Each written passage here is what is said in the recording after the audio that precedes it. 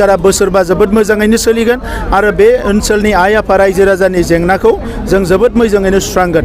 फारसेथिं जोंहा एकर्ड इमप्लिमेन्टेसननि खामानिया सोलिगासिनो दङ, NDBनि खामानि जिखिनि थालांनाय बियो सोलिगासिनो दं। बा मोनसे गोहोनि खाथियाव थानानै गावखौ दादागिरि देखायनो नागिरो। दा दिनै पावार गैया नालाय गोदाव सोराव जानानै बिथाङा ओरै थाङां ओरै फैयां जादों।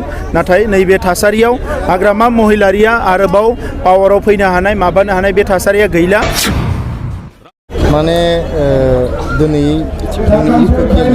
जानाय BJP, GSP आरो UPPLनि जे सरकार बियो बोसोरथामाव आगान होबाय।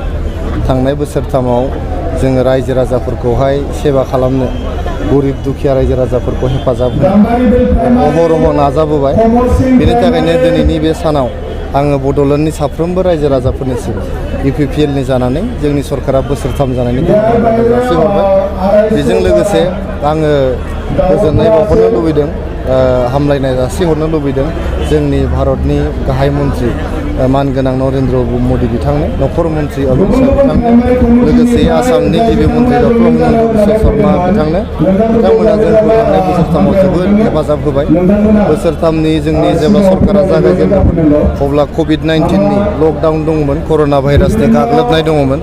जोबोद गोब्राब थासारिजों जों सौसिनो गोनां जादों। बै समावबो जोंनि भारतनि गाहाय मन्त्रि, नखर मन्त्रि, आसामनि गिबि मन्त्रि बिथांमोना जोंखौ जोबोद हेफाजाब होदोंमोन। जायनि थाखाय जों बेखौ सोरखिनानै दिनैहाय जों रायजो राजाफोरनि थाखाय गाहाम हाबा मावनो हादों। सेल्फ हेल्प ग्रुपनो 75,000 रुपिस होनायनि जोङो खामानि मावनो हादों। अनसाय बिथांखिजों आइजोफोरनो 5,000 होनो हादों। गियान सोरांजों जोंनि फरायसाफोरनो 5,000 होनो हादों। जोंहा थें फाख्रि बायदि मोनसे मिशन जों लानो हादों। जोङो बेबायदिनो गोबां हाबाफारि जोङो लानो हादों। दिनै मिशन 100% रेशन होनाय जोङो नखरफ्रोमबो रेशन कार्ड होनानै 25 केजि फ्रि माइरं, लोगोसे 5 लाखसिम फ्रि ट्रिटमेन्ट आरो लोगोसे आधार कार्ड बेनि जों बेबस्था खालामना होनो हादों। बेनि थाखायनो गोबां खामानि जोङो थांनाय बोसोरथामाव, जिहेतु 1-1.5 बोसोर जों कर'ना भाइरासजों खामानि मावनो हायाखै, थांनाय 1.5 बोसोर 2 बोसोरसोआवनो जों जोबोद खामानि मावनो सेस्था खालामदों आरो साक्सेसबो जाबोदों। जोंनि प्रमद बर' सारनि दैदेननायावहाय जोंनि बड'लेण्ड ओनसोलाव स्थायि सान्थि फैदों, माने गोजोना गिदिंफैफिनबाय। सान्थि फैनायनि लोगो लोगो जोंनाव जौगानायनि हाबाफारिफ्रा जोंनाव जागायबाय। बेनि थाखायनो रायजो राजाफोरखौ खावलायहरदों जाहाथे बिथांमोना जोंखौ हेफाजाब होलांबाय थायो।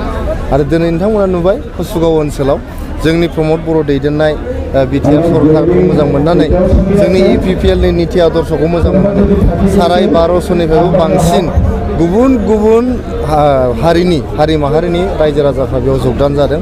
गाहायै जोंनि आदिबासि हारिनि, सान्थालि हारिनि जे जोंना एक्सट्रिमिस्ट अर्गानाइजेसन्सबो दंमोन, जेरै कब्रा मिलिटेन्ट अफ आसाम, जोंना नासला, आनला, बेफोरनि गासैबो सारेन्डार होनाय जे जोंना फर्मार मिलिटेन्ट केडारफोर दंमोन। बे फर्मार मिलिटेन्ट केडारफ्रा दिनै UPPLआव जइन जाफैजोब्बाय।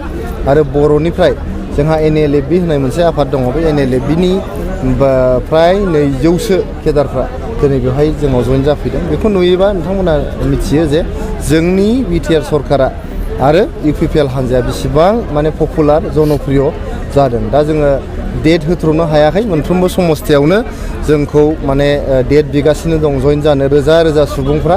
बेखौ नायोबा जोंनि BTR ओनसोलाव UPPLनि अनगायै आरो गुबुन हान्जाया जेबो खामानि गैया। जों बिथांमोनखौ बरायदों। आङो गिबियावनो फैबाय थानाय इंराजि गोदान बोसोर आरो क्रिसमासनि गाहाम हामलायनाय बयनोबो जासिदों। आरो दिनै BTR ओनसोलाव UPPLनि दैदेननायाव जि मोनसे सरकार सोलिगासिनो दङ, बे सरकारा दिनै बोसोरथाम जाबाय। आरो बै समाव हाग्रामा महिलारि बिथाङा बुंदोंमोन सरकारखौ उमुक तारिखआव बायगोन, तुमुक तारिखआव बायगोन। फैयै फैयै जोङो बोसोरथाम कमप्लिट खालामबाय। बेनो बिथांनि बेसेबा गिदिर फैलार आरो थगायसुला आखला नुजादों। बिथांनि पार्टिनि मानसिफोरखौ बिथाङा लाखिनो थाखाय सानफ्रोमबो थगायबाय थायो आरो सरकार सिफायगोन, माबा खालामगोन होननानै बुंबाय थायो। बेयो जेबो नङा।